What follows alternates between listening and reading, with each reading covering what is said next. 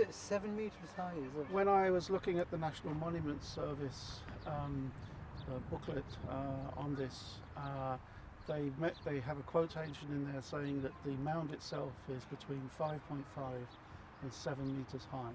One of the important things on the top of the mound is to see was there any evidence for any foundations on the top of the mound which could give an indication of whether there might have been a castle on the top here, because one of the fundamental questions is this a motte, which would be a mound dating from the Norman period, sort of after about 1269, and there could have been a wooden castle on the top of this, or is it a barrow, which would be a prehistoric mound, and that could date back as far as 2400 BC. So getting on top of here is one major element of trying to figure out whether it's a motte, or is it a barrow, or is it something else. So this is very important, and it's great that you're able to do that. And what depth will the survey? The section survey that's going to go across the top here is going to go down to about 6 meters elements, and if we get the weather and we get the help, then we may be able to complete the job in the 2 days. Lovely. Now should we go down and see what we can do down the bottom there? Okay-do. Yep, okay. Yep.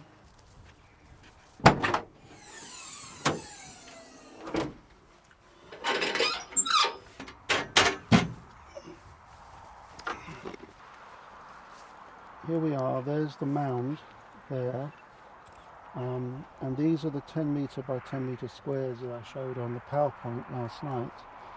And yesterday Chrissy and myself set out the corners of this 20 metre by 20 metre square. Well, here we are on Sunday evening at the end of a fairly long day. It's coming up to 6:45, 10 to 7. We've had a very successful weekend. It started on Friday, in fact, on Friday afternoon. We're setting out GPS points for 20 metre by 20 metre grids over the area surrounding me here.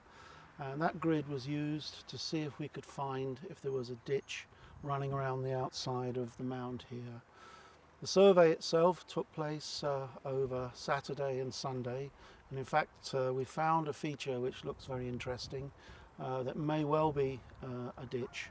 We need to do further processing on the data before we make a final decision on that, but it looks fairly promising, and in order to do a little more work on that, we did an extra bit of surveying here today to see if we could extend our survey area a little bit around the edge of the mound to see if we could pick it up.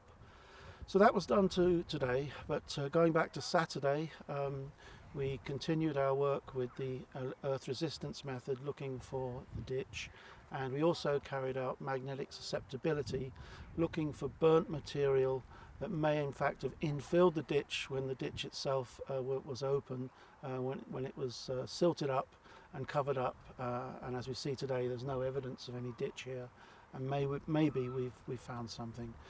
So here we are on Sunday, Sunday evening.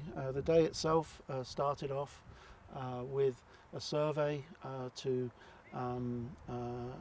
establish whether there was any features inside the mound, and we carried out electrical resistivity tomography on the top surface of the mound behind me down to a depth of 3 meters. We made a depth section down to a depth of 3 meters on the top surface of the mound, and in order to actually check our readings where we think we found the ditch around the outside of the mound, we also carried out an electrical resistivity or ERT survey on the base here to see if we could intercept the feature we found on our earth resistance survey.